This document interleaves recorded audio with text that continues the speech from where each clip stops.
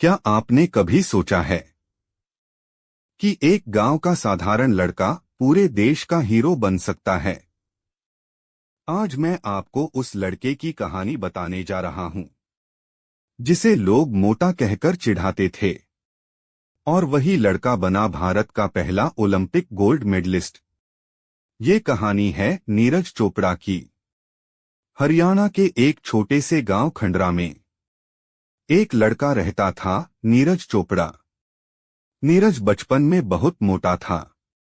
School में बच्चे उसका मजाक उड़ाते थे। कोई उसे गोलू कहता, तो कोई उसे मोटा पहलवान। नीरज दुखी रहता था, लेकिन उसके पिता चाहते थे कि बेटा फिट रहे और मजबूत बने।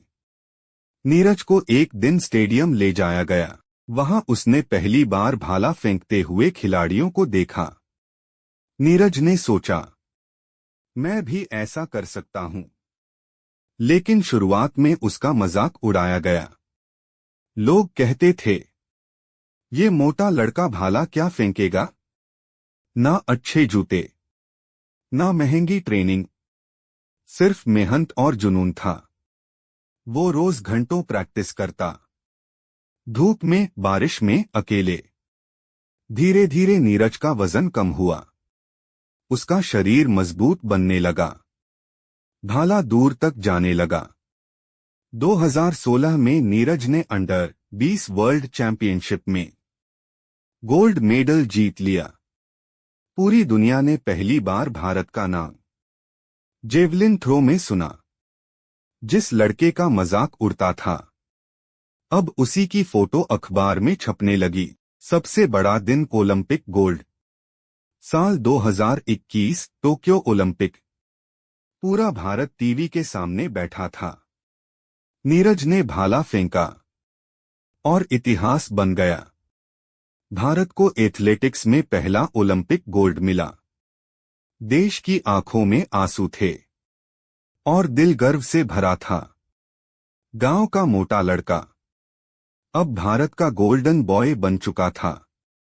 नीरज ने डायमंड लीग 2022 जीतकर इतिहास रच दिया।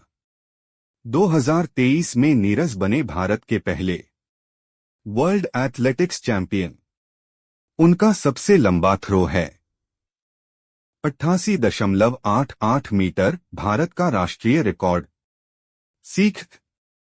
नीरज चोपड़ा की कहानी हमें सिखाती है, लोग आपकी कमजोरी देखेंगे, लेकिन आपकी मेहनत आपकी पहचान बनाएगी। मजाक उड़ाने वाले ही एक दिन ताली बजाएंगे।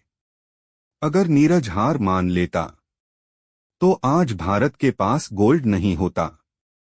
अगर आज कोई आपको कहता है, तुम नहीं कर सकते, तो याद रखना, वही बात कभी नीरज चोपड़ा से भी कही गई थी। लेकिन उसने जवाब शब्दों से नहीं, मेहनत से दिया, और आज उसका नाम भारत के इतिहास में लिखा गया है। हरियाणा के एक छोटे से गांव से निकला एक लड़का, जिसने भाला फेंककर भारत को ओलंपिक का पहला गोल्ड दिलाया। यह थे नीरज चोपड़ा। मैं रोज एक भारतीय रियल हीरो की कहानी लेकर आ रहा हूं। यह है मेरा फरवरी इंडियन लाइफ स्टोरी चैलेंज। कल मिलेंगे एक और महान भारतीय की कहानी के साथ। जय हिंद।